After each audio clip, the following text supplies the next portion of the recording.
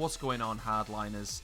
And thanks for tuning in. Now, today I'm taking a look at the reputation system in Battlefield 4. Now, you may think, well, it's pretty straightforward. What do you need to do that for? Well, the reason being is because the reputation system is involved in quite a few unlocks regarding the Syndicate weapons. Now, when I'm talking about Syndicate weapons, I'm talking about the double-barrel shotgun, the ARM. They're the weapons that at the bottom of each class are unlocked. And it says you have to complete a Syndicate assignment to unlock them. But when you go to your Battlelog page, the assignment is actually grayed out right now. It doesn't tell you what you need. Well, one of the things you need for each of those class weapons is related to the reputation system. So to clear up what people need to do, I thought I'd just cover how this reputation system works and the best way to obtain level 4, which is what you need for a lot of these guns. Now, firstly, there is 4 reputation slots. As you play, you earn reputation points that enables you to unlock each of the perks along the way. So when you reach level 1, you'll see a little Q in the bottom, or left button if you're playing on console, and you hit that and you can choose between 2 perks. I'm not going to cover all the perks, but you have such things as fast reload, revive faster and faster healing, and such things like this. It's different for each class. So when you get to stage 1, you pick one of the 2. Then you get to stage 2, you pick one of the 2, etc. all the way up to perk number 4, and they get progressively better. When the round ends, this resets. It's only valid for that particular round. Now, I've worked out roughly how much XP you need to get to each of the perk levels. So I've worked out that to get to perk level 1, and this is rough, I mean it could be wrong or slightly inaccurate, but if you work off this baseline, you won't go too far wrong. To get to level 1, you need 1000 XP. Then it's 2000 for level 2, 3, and 4. You can see how this is going, it's fairly straightforward. The important thing to remember though, is that you need that XP in one life. So let's say you've reached tier 3, and you're now trying to get to tier 4 for one of those assignments. That means you have to get roughly 4000 XP in one life. If you die, your progress to that next level resets.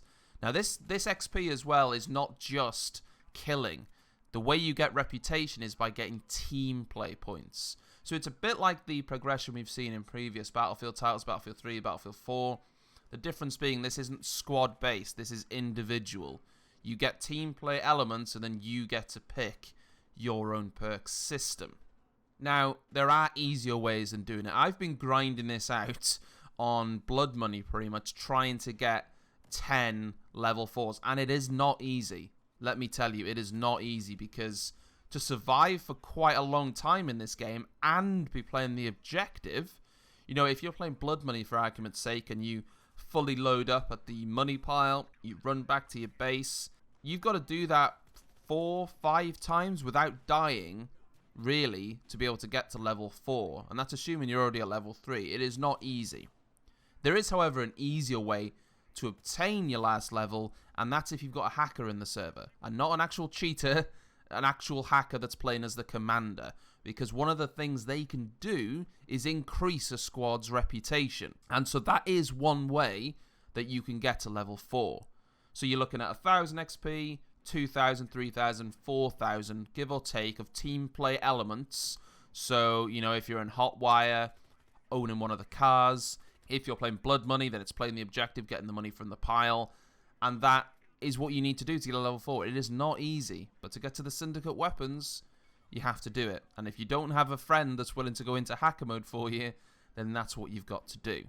You can also make it a little bit easier on yourself if you happen to have a reputation boost. The most I've seen is 50%, so if you hit a reputation boost, whack that on, that's going to halve the amount of points that you're going to need to get to that level, so that's really going to help you out if you can do that. So I thought I'd just cover this reputation system, because even though it's very simple, it's quite important for a lot of people to be getting the guns, and I don't think a lot of people realise that you needed to get these points in one life. I certainly didn't at first. I was getting sort of 25, 30,000 points in a really long round, like, why am I not getting it? Well, it's because you need to do it in one life. So I hope this has been helpful, and I'm actually going to be showing you some of the Syndicate weapons later this week. I'm working on unlocking them, as well as some of the gold knives and golf clubs and all that shenanigans. So hopefully this has been useful. Thanks for tuning in, and I will see you tomorrow.